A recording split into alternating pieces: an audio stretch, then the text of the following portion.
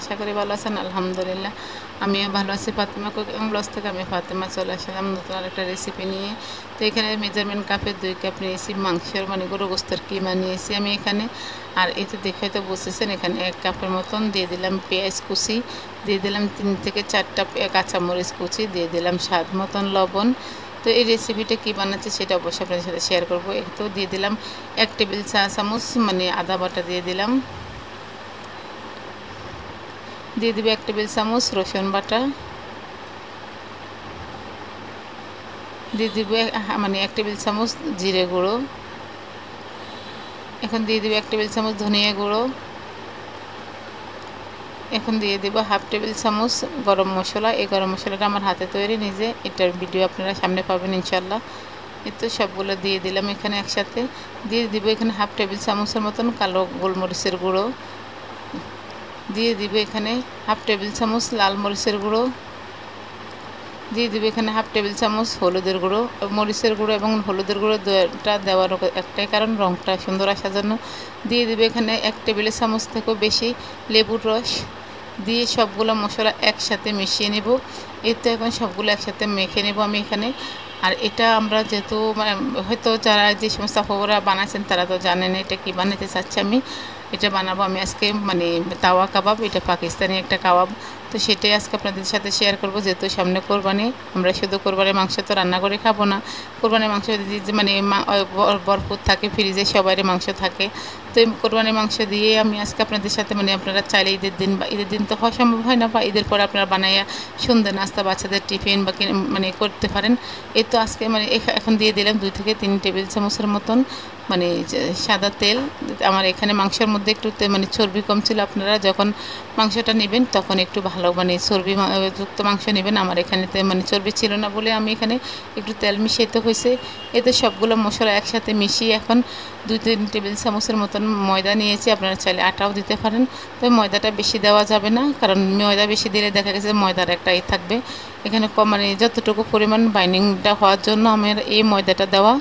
এই তো ভালো করে মিশিয়ে নিলাম, দেখেন নেওয়ার পরে কীরকম হয়েছে হয়তো দেখে বুঝতে পারতেছেন। সবগুলো মশলা একসাথে মিশিয়ে মাংসের সাথে একদম মানে করে ফেললাম। ময়দাটাও দেখা যাচ্ছে না, দেখেন। আর মাংসটা ঠিক এরকম হবে, মানে যেরকম আমি দেখাইতেছি আপনাদের সাথে ঠিক এরকম হবে। মুট করলে যেন মুট হয়ে যায়, ঠিক এরকমই হবে। এই তো মানে একদম ঘরোয়া মশলা দিয়ে আপনাদের সাথে আজকে আমি শেয়ার করলাম এই কাবাবটা কীভাবে ঘরে বানায়। আর এটা দেখতে যেমন সুন্দর, খেতেও ঠিক তেমনই মজা। যাই হোক, এখানে আমি একটা ফ্রাই প্যান বসিয়ে দিলাম। ফ্রাই প্যানটার মধ্যে তো সামান্য একটু তেল দিব, দিয়ে এখন ব্রাশ করে দেবো যেন নিচে দিয়ে পুড়ে না যায় বা লেগে না যায়। এই জন্য তো একটা ব্রাশের সাহায্যে আমি ব্রাশ করে দিচ্ছি। আপনারা মানে এরকম করে দিতে পারেন ব্রাশ দিয়ে, কিংবা একটা টিস্যু দিয়েও কিন্তু দেওয়া যায়। এই তো এখন ব্রাশ দিয়ে মানে তেলটা ব্রাশ করে নিচ্ছে। আমার চুলাটা একদম লো আঁচ করে রেখেছি আমি, একেবারে লো আঁচে মানে চুলাটা এখনও আপাতত আছে। এই তো এখন মাংসগুলো সবগুলো আমি দিয়ে দিব একসাথে। আর এই কাবাবটা এত মজা, মানে না বানালে বুঝতেই পারবে না যে এটা কীরকম, যা মানে এত খেতে এত ভালো লাগে। বাচ্চাদের টিফিনে যে বললাম দিতে পারেন, সন্ধ্যা চায়ের সাথেও আপনারা খেতে পারেন। আর পোলাও, বিরিয়ানি, তারপরে আপনার রুটি, নান সব কিছুর সাথে কিন্তু এই মানে কাবাবটা যায়। এটা সব কিছুর সাথে খাওয়া যায়। এই তো মানে মাংসগুলো আমি যখন পাতিলে দেখতে হয়তো বুঝতে পারতেছেন, আমি সবগুলো আস্তে আস্তে চড়িয়ে দিচ্ছি। এখন মানে যতটুকু মানে একদম চারোদিকটা যেন এক সমান হয়, ঠিক ওইভাবে চড়াইতে হবে। কোনোখানে উচ্চা, কোনোখানে নিচা, বা কোনোখানে পাতলা, কোথাও মোটা, এরকম যেন না হয়। পুরো পাতিলটা চড়িয়ে দিতে হবে সুন্দর করে, একদম যেন কোনো ধরনের কোনো না থাকে, আর পাকা না থাকে, বাতাস যেন না ঢুকতে মানে ঢুকে, ঠিক ওইভাবে দিবেন। এই তো দেখেন আমারটা হয়তো দেখে বুঝতেই পারতেছেন যে আমি কীরকম করে দিচ্ছি। ঠিক মানে এভাবে দেওয়ার চেষ্টা করবেন আপনারা। এ তো বসিয়ে দিয়ে এখন মানে চুলাটা হাই হিটের থেকে একটু মানে কমে আঁচে রেখেছি আমি, লো থেকে একটু বাড়িয়ে রেখেছি সামান্য। এখন এই যে তেলটা মানে 1 থেকে 2 টেবিল চামচের মতন আমি সয়াবিন চাল মানে তেল দিয়ে দেবো চারদিকে ঘুরিয়ে। মানে এই তেলটা দিলে দেখা গেছে যা নিচে পড়া যাবে না, নাহলে তো ফুরিয়ে যাবে, এই জন্য তেলটা দেওয়া। এই তো দেখেন হয়তো বুঝতেছেন যে তেলটা দেওয়ার পরে দেখেন কীরকম হয়েছে, নিচের দিকটা একটু শক্ত হয়ে গেছে। একটু ভাজা ভাজা হয়ে যাবে যখন, তখন এই তো মানে 4 থেকে 5 মিনিট পরে আমি এখন এটাকে মাঝখান দিয়ে 2 ভাগ করে নেব। করে এখন আমি আমার মতন শেপ দিয়ে নেব। আপনারা আপনাদের মতন শেপ দিতেই পারেন, ছোট বড় কোনো সমস্যা নেই, যেভাবে চান এইভাবে শেপটা আপনারা দিতে পারেন। আমি যেরকম দিয়েছি ঠিক এরকম যে দিতে হবে এমন কোনো কথা না, আপনারা আপনাদের পছন্দ অনুযায়ী কিন্তু শেপটা দিতে পারেন। আর এটা কিন্তু একটু লম্বা লম্বাই হয়, আপনারা দেখে হয়তো বুঝতে পারতেছেন যে আমি কতটুকু, মানে আমার হাতের জন্য দেখা যাচ্ছে না, ক্যামেরাটা এমন পর্যায়ে রাখা হয়েছে যে আমার হাতের জন্য আমি কিভাবে মানে শেপ করতেছি সেটা পুরোপুরি দেখা যাচ্ছে না।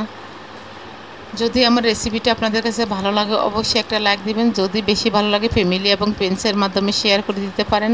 আর আমার এখানে মানে এই চ্যানেলের মধ্যেই দেওয়া আছে আমি কিভাবে মানে গরুর গোশত দিয়ে কাচ্চি বিরিয়ানি কিংবা আপনাদের মানে গরুর গোশত দিয়ে নর্মাল বিরিয়ানি সব ধরনের ভিডিও আমার এখানে পাবেন। কালা বোনার রেসিপি পাবেন, নর্মালি যেভাবে আমরা গরুর গোশতটা রান্না করি সেই রকমের রেসিপি পাবেন। কোরবানির স্পেশাল যতগুলো রেসিপি আছে ইনশাল্লাহ আমি আপনাদের সাথে এই চ্যানেলে চেষ্টা করছি। যারা আগে দেখেছেন তারা তো দেখেছেন, আর যারা দেখেন তারা দেখে নিতে পারেন। এখানে ভট বোনার ভিডিও আছে, সব কিছু আছে, পায়ার ভিডিও, কাবাবের ভিডিও, সবগুলো ভিডিও আমার মানে রেসিপি দেওয়া আছে এখানে। আপনারা চাইলে আমার আগের ভিডিওগুলো দেখে আসতে পারেন আমি কিভাবে করেছি বা কিভাবে রান্না করেছি। যাই হোক, এই তো দেখেন আমি উল্টে পাল্টে ভেজে নিয়ে আসছি, আর দেখেন উপর দিয়ে ক্রিসপি, ভিতরে একদম জুসালো হয়েছে, দেখতে যেমন সুন্দর খেতে তেমন মজা। এই তো দেখে হয়তো বুঝতে পারতেছেন যে কীরকম হয়েছে। এই তো সবগুলো আমি এইভাবে কেটে মানে ভেজে নিয়েছি, আমার মতন করে আমি কেটে ভালো করে ভেজে নিয়েছি। এটার মধ্যে তেল কিন্তু একদম সামান্য তেল দিয়ে ভাজতে হবে।